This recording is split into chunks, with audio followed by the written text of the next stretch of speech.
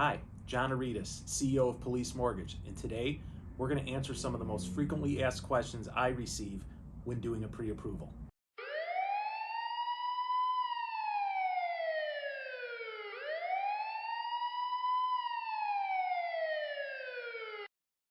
When we do pre-approvals for all of our clients, we get three questions among all others that are the most commonly asked. The first question is how long is my pre-approval good for? The answer on that rests with the credit bureau. Whenever we do a mortgage pre-approval, we're running a tri-merged credit report, and that credit report is good for 90 days. We want to give you the pre-approval and have you act on it probably within 60 days. The reason is after 60 days, there's a likelihood that we may need to rerun your credit. So to be safe, 60 days or less. The next most commonly asked question is another good one, is what happens if I want to make any kind of changes or modifications to the existing letter? The answer on that one is going to be based on our comfort level with your situation as far as your income and your debts.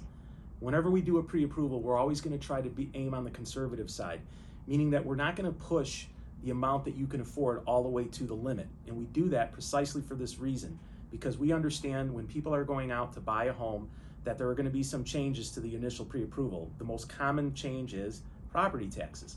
So when someone comes in and they don't have a property in mind, we're going to err on the side of caution the whole time. But in a short answer, yes, we can make modifications to your pre-approval request if it makes sense and if it's within the boundaries of the debt and income ratios.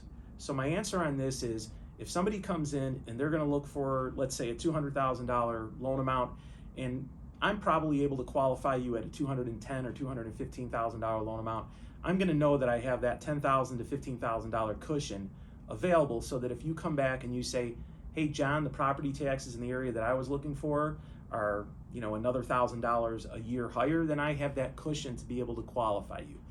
When we issue the pre-approval letter, we keep it on file electronically, and we can make any modification that's within reason. So the most commonly asked modification that we need to make is obviously, I found a home, it's a little bit higher than the price range that we initially told you. Can we qualify for a little bit more? And the answer on that is most times yes, because we have put ourselves in a position to analyze your transaction in a very conservative way. The third most commonly asked question that we receive on all of our pre-approval requests is, how far in advance do I need to start the process? Now this seems like an obvious question answer, but in reality, you don't want to start too soon and you don't want to start too late.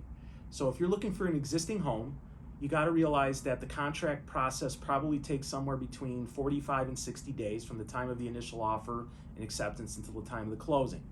You want to go out and look for a pre-approval a minimum of 30 days before that, but not more than 2 months. And the reason is that if you go further than 2 months in advance, you're going to have to provide updated information to your mortgage loan officer, which could create an inconvenience for you.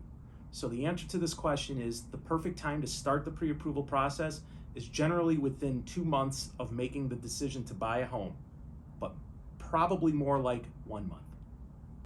For more information on obtaining your complimentary pre-approval, please see my contact information in the video description below. Thanks for watching, stay safe, and remember, Police Mortgage is for first responders who are second to none.